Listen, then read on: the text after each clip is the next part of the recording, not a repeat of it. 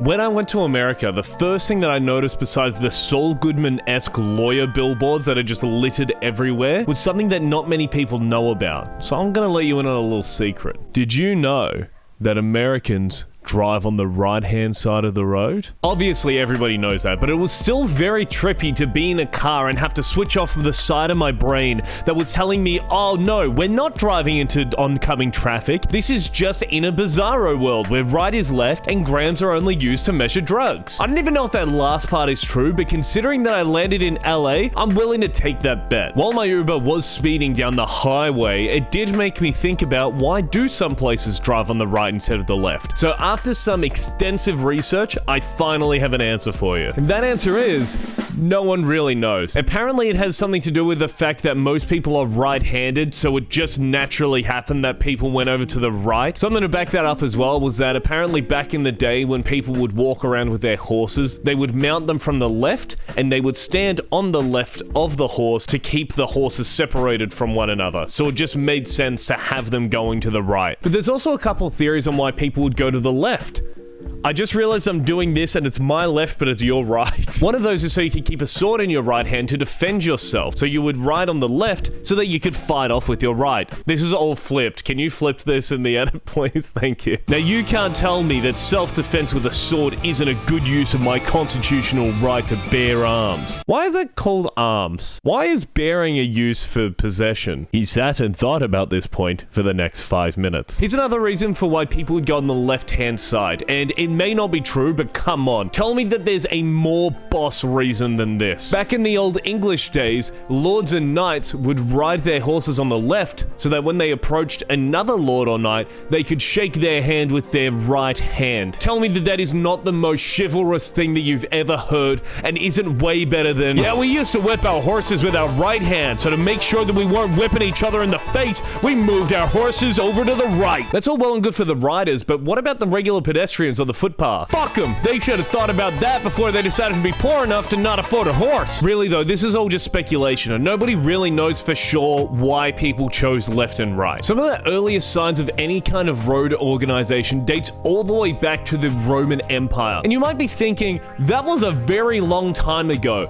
How did they even manage to find that out? And the answer to that question is equally as interesting as it is extremely boring. They found out the direction that the Romans would go on the roads that they had by looking at the markings on the stones that were used for those roads. Which the more I think about, the more bullshit it sounds like, because how could you work that out even if you did go to multiple different Roman cities? To me, that's the same as looking up at the sky only when the sun is in the middle of your vision and then determining which way the sun has set and rose from. The more they looked into it though, it does turn out you can kind of piece together why certain countries did pick certain areas of the road. Typically, if people are on the left-hand side of the road, it's because at one point they were a British colony, whereas if you're on the right side, then you were probably a French colony. And the only reason I can think of that America changed was because they really hated the British. The first written law for the British to stay on the left-hand side was called the London Bridge Act of 1765, which read, "All carriages passing over the said bridge from London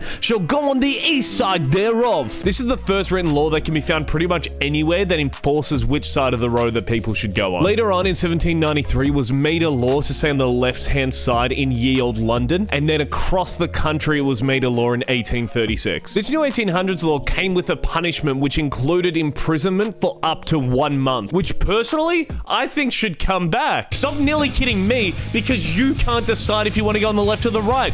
Go to prison!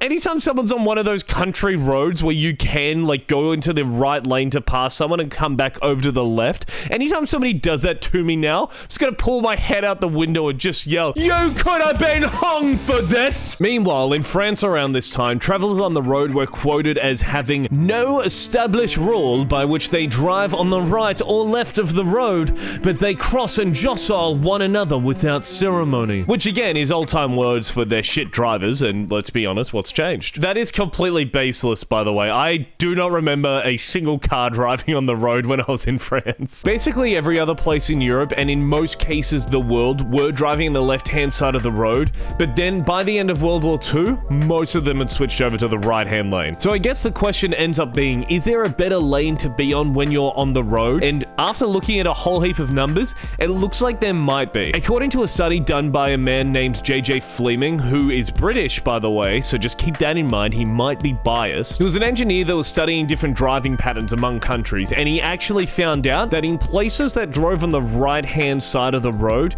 there would be 1 death for every 1,000 miles traveled. For lefties, it's 1 death per every 1,818 miles. To give you some perspective, there would be 1 death on a right-hand side country if you were driving from Melbourne to Byron Bay, whereas in a left-hand country, it would be 1 death from Melbourne to Port Douglas. There is a significant difference between the two, which would suggest that driving on the left is better. That same study suggests that because most people are right-handed, and in turn that makes your right eye more dominant, you are biologically safer to be driving on the left-hand side of the road, because when cars are coming up to your right, you're able to send information to your brain from your right eye faster and more accurately. Sucked in, Nick Fury. Another one from this study, look, I know I'm riding this guy's dick, but at least I'm riding his dick on the left, which I feel like I've somewhat proven to be the most safest way to be able to ride a penis. And speaking of people who think about the size of their penis way more than the average person, motorbike riders. Apparently motorcyclists get on their bike from the left-hand side, which means that in left-handed countries, they're getting on the bike from the footpath. But for the countries where they're driving on the right-hand side,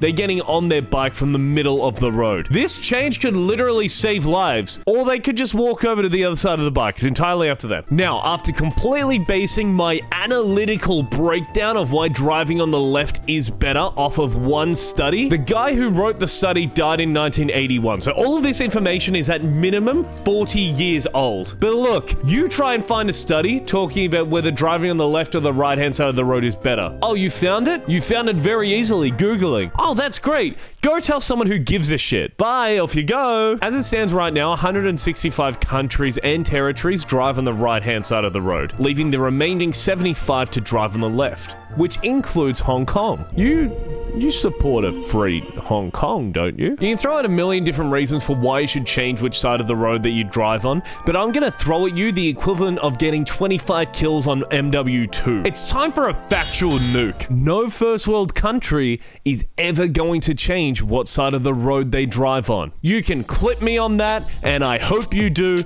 and if anyone ever changes it, I want my timeline to be completely flooded with that to the point that I think about quitting Twitter. Honestly, it's a win-win situation. You get free likes out of it, I get a free life out of it. It is not worth the manpower and or money that would be used to change the way the traffic flows in this community, when instead you could make something that would have a much better return on investment, like a single weed shop in California. There are some countries that are looking at changing the direction of traffic, like Rwanda, but that's only for political reasons and to just basically smooth things over with the countries that are around them to make it more uniform. It has nothing to do with any kind of road safety. It is literally just to improve relations with the nations around them. And if there's one person that knows about improving relations, it's me, the country, your motherland. The side of the road that your country drives on will probably never change places, just like the subscribe button has never changed places. It's right here, right below me, or is it over here? I actually don't know, because I think it did change at some point. I can't really remember if it did or not. There was a period